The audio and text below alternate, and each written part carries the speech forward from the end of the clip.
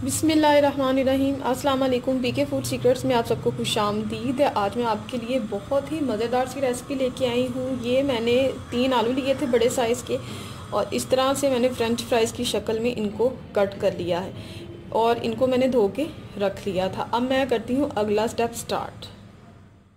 मैंने कढ़ाई रख दी है चूल्हे के ऊपर, और अब मैं इसमें ये ऐड करूँगी ये आलू, और अब मैं इसमें शामिल करने लगी हूँ 7 अप। जी हाँ, 7 अप के साथ मैं इसको बॉईल करूँगी। इसमें बहुत ज़बरदस्त इसका टेस्ट आता है। ये अब मैं इसमें ऐड कर रही हूँ बिस्मिल्लाहिर्रहमानिर्रहीम, और इसमें अब मैं इसको 2 से 3 मिनट तक बॉईल करूँगी। इसमें बहुत ही ज़बरदस्त और बड़ा ही क्लास का टेस्ट आता है फ्राइज़ के अंदर।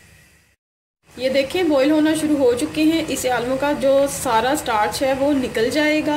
ये बहुत ही यूनिक रेसिपी है। इससे पहले यूट्यूब पर ऐसी रेसिपी किसी ने नहीं बनाई। इस तरह से बहुत ही मज़ेदार फ्राइज़ बनके रेडी होती हैं। आप इस रेसिपी को ज़रूर ट्राई कीजिएगा, और अगर आपको मेरी वीडियो अच्छी लगे तो प्लीज़ मेरे चैनल को सब्सक्राइब करें और साथ मेरी वीडियो को लाइक और शेयर करना ना भूलें, और कमेंट में मुझे ज़रूर बताइएगा कि आपको ये यूनिक सी रेसिपी कैसी लगी है। अब इसको 2 मिनट हो चुके हैं, और अब मैं इसको निकाल लूँगी और थोड़ा सा मैं इसको ठंडा करूँगी। इनको मैंने निकाल के ठंडा कर लिया था। इन पे मैंने पानी नहीं डाला था क्योंकि मैंने धो के तो फिर इनको बॉईल किया है, इसलिए मैंने इनको डायरेक्ट ही निकाल के तो इस तरह से ठंडा कर लिया है। मैंने लिया है एक बाउल में मैं डालूँगी 1 कप मैदा, 1 teaspoon paprika powder, 1 teaspoon chicken powder, 1 teaspoon है गार्लिक पाउडर, लहसुन का पाउडर है, और 1 टीस्पून ही नमक डाला है। अब मैं करूँगी इनको मिक्स अच्छी तरह से। आप अपनी मर्ज़ी के हिसाब से भी मसाले ऐड करना चाहें तो आप कर सकते हैं। इनको मैंने अच्छी तरह से मिक्स कर लिया है।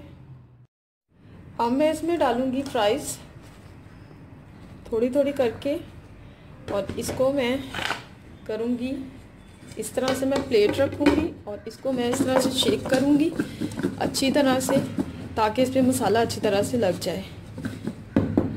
इसको मैंने ये देखें इस तरह से ये सारा इसमें कोटिंग हो चुकी है। अब मैं इसको निकाल लूँगी।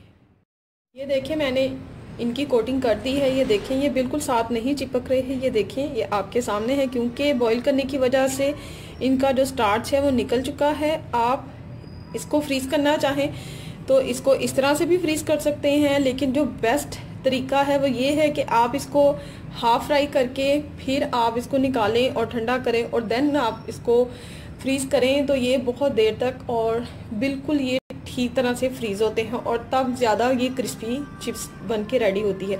अब मैं इनको करूँगी फ्राई।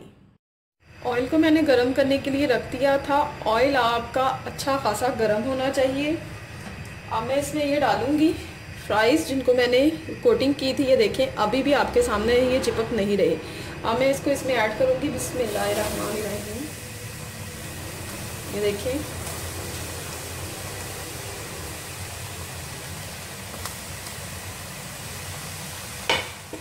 और इनको अब मैं करूँगी फ्राई। ऑयल आपका अच्छा खासा गर्म होगा तो ये बहुत ही सही तरह से ये फ्राई होंगे। अगर आप ठंडे ऑयल में डाल देंगे तो ये सही तरह से क्रिस्पी नहीं बनेंगे। ये देखिए आपके सामने ऑयल कितना अच्छा खासा गर्म है, और अब मैं इनको फ्राई करूँगी।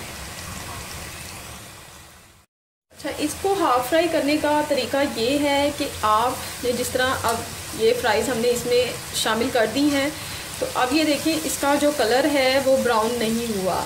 आपने डालने के बाद 3 से 4 मिनट तक इनको फ्राई करना है और निकाल लेना है। निकालने के बाद आपने करना है इनको ठंडा, और आप किसी भी एयरटाइट जार में इसको रख के फ्रीज़ कर सकती हैं।